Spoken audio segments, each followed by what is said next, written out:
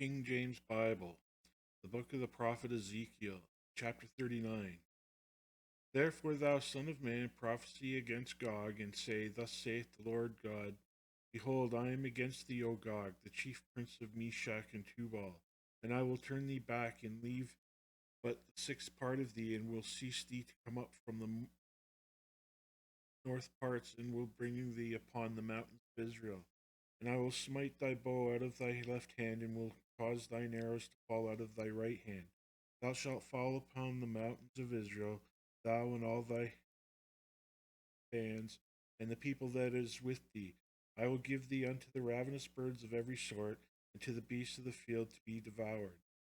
Thou shalt fall upon the open field, for I have spoken it, saith the Lord God. And I will send a fire on Magog, and, and among them that dwell carelessly in the isles, and they shall know that I am the Lord. So I will make my holy name known in the midst of my people Israel, and I will not let them pollute my holy name any more, and the heathen shall know that I am the Lord, the Holy One in Israel. Behold, it is come, and it is done, saith the Lord God. This is the day whereof I have spoken. And they that dwell in the cities of Israel shall go forth, and shall set on fire and burn the weapons, both the shields and the bucklers, the bows and the arrows, and the handstaves and the spears, and they shall burn them with fire 7 years, so that they shall take no wood out of the field, neither cut down any out of the forest.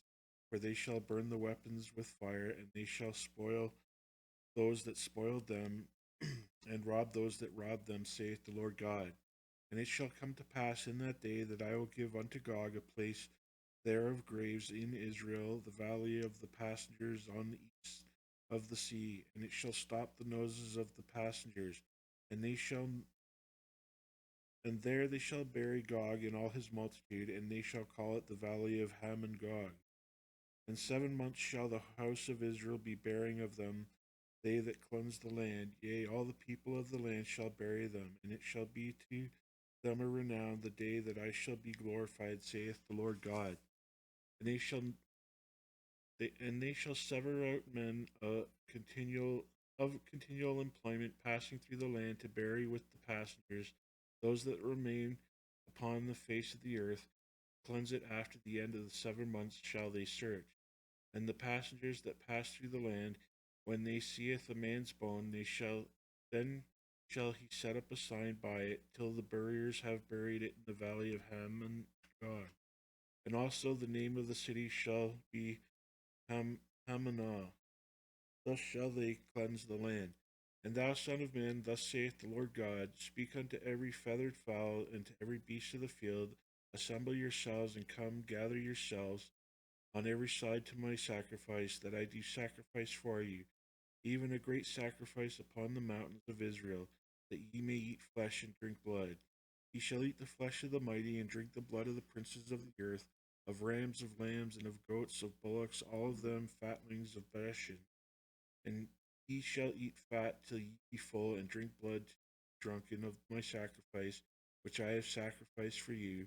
Thus shall ye be filled at my table, with horses and chariots, with mighty men, and with all men of war, saith the Lord God. And I will set my glory among the heathen, and all the heathen shall see my judgment that I have executed, and my hand that I have laid upon them. So the house of Israel shall know that I am the Lord their God from that day and forward. And the heathen shall know that the house of Israel went into captivity for their iniquity, because they trespass against me. Therefore, therefore hid I my face from them, and gave them into the hand of their enemies. So fell they all by the sword. According to their uncleanness and according to their transgression have I done unto them, and hid my face from them. Therefore thus saith the Lord God, Now will I bring them again the captivity of Jacob, and have mercy upon the whole house of Israel, and will be jealous for my holy name. After that they have borne their shame and all their trespasses, whereby they have trespassed against me, when they dwelt safely in the land, and none made them afraid. When I have brought them again from the people, and gathered them out of their enemies' lands, and am sanctified in them in the sight of many sanctions. Then shall they know that I am the Lord their God, which caused them to be led into captivity among the heathen, but I have gathered them unto their own land, and have left none of them any more there. Neither will I hide my face any more from them, for I have poured out my spirit upon the house of Israel, saith the Lord God. Chapter 40. In the 25th year of our captivity, in the beginning of the year, in the 10th day of the month, in the 14th year after that the city was smitten, in the selfsame day the hand of the Lord was upon me and brought me thither. In the visions of God, brought he me into the land of Israel, and set me upon a very high mountain, by which was as the frame of the city on the south. And he brought me thither, and behold, there was a man whose appearance was like the appearance of brass, with a line of flax in his hand, and a measuring reed, and he stood in the gate. And the man said unto me, Son of man, behold, with thine eyes, and hear with thine ears, and set thine heart upon all that I shall shew thee. For to the intent that I might shew them unto thee art thou brought hither. Declare all that thou seest to the house of Israel. And behold, a wall on the outside of the house round about, and in the man's hand a measuring reed of 6 cubits long by the cubit and a hand breadth. So he measured the breadth of the building 1 reed, and the height 1 reed. Then came he unto the gate which looketh toward the east, and he went up the stairs thereof, and measured the threshold of the gate, which was 1 reed broad, and the other threshold of the gate, which was 1 reed broad. And every little chamber was 1 reed long and 1 reed broad, and between the little chambers were 5 cubits, and the threshold of the gate by the porch of the gate within was 1 reed. He measured also the porch of the gate within 1 reed. Then measured he the porch of the gate 8 cubits, and the posts thereof 2 cubits, and the porch of the gate was inward. And the little chambers of the gate eastward were 3 on this side and 3 on that side, by 3 were of one measure, and the posts that had one measure on this side and on that side. And he measured the breadth of the entry of the gate 10 cubits, and the length of the gate 13 cubits. The space also before the little chambers was 1 cubit on this side, and the space was 1 cubit on that side. And the little chambers were 6 cubits on this side, and 6 cubits on that side. He measured then the gate from the roof of one of the little chambers to the roof of another. The breadth was 25 cubits, door against door. He made also posts of 60 cubits, even unto the posts of the court round about the gate. And from the face of the gate of the entrance unto the face of the porch of the inner gate was 50 cubits. And there were narrow windows to the little chambers and to their posts within the gate round about, and likewise to the arches and the windows round about inward, and upon each post were palm trees. Then brought he me into the outward court, and lo, there were chambers, and a pavement made for the court round about. 30 chambers were upon the pavement. And the pavement by the side of the gates, over against the length of the gates, was the lower pavement. Then he measured the breadth from the forefront to the lower gate unto the forefront of the inner court, without 100 cubits eastward and northward. And the gate of the outward court that looked toward the north, he measured the length thereof and the breadth thereof.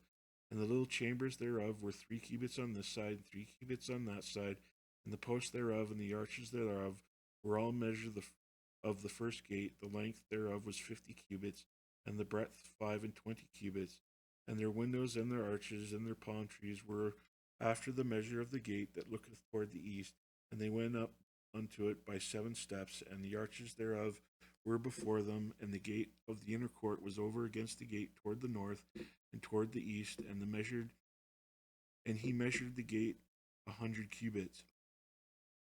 After that he brought me toward the south, and behold, the gate toward the south, and he measured the posts thereof and the arches thereof according to the measures. And there were windows in it, and the arches thereof round about it, like those windows. The length was 50 cubits, and the breadth 25 cubits. And there were 7 steps to go up to it, and the arches thereof were before them, and it had palm trees on one on this side and another on that side upon the posts thereof.